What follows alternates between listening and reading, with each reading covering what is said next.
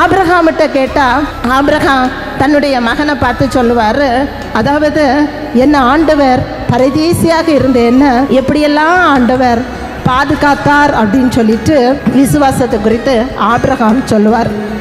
ஈசாக்கிட்ட விசுவாசத்தை குறித்து கேட்டால் ஈசாக்கு தன்னுடைய மகனாகிய யாக்கோபை பார்த்து சொல்லுவார், நான் பஞ்ச காலத்தில் விதை விதைச்சேன், ஆண்டவர் 1 மடங்கு 2 மடங்கு இல்லை 100 மடங்கு ஆசீர்வாதத்தை எனக்கு தந்தார் என்று சொல்லியிருப்பார்.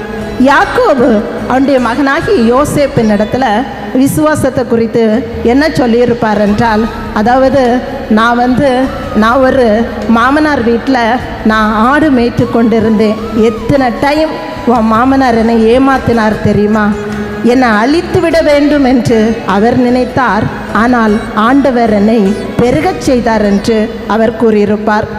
யோசேப்பு தன்னுடைய பிள்ளைகளை பார்த்து என்ன சொல்லியிருப்பார்கள் என்றால், அதாவது ஒரு அடிமையாக தான் இந்த எகிப்து தேசத்துக்குள்ளாடி நான் கடந்து வந்தேன், ஆனால் இன்று ஒரு அதிகாரியாக ஆண்டவர் மாற்றி இருக்கிறார் என்று இந்த முற்பிதாக்கள் தங்களுடைய விசுவாசத்தை குறித்து தங்களுடைய பிள்ளைகளுக்கு சொல்லியிருந்தார்கள்.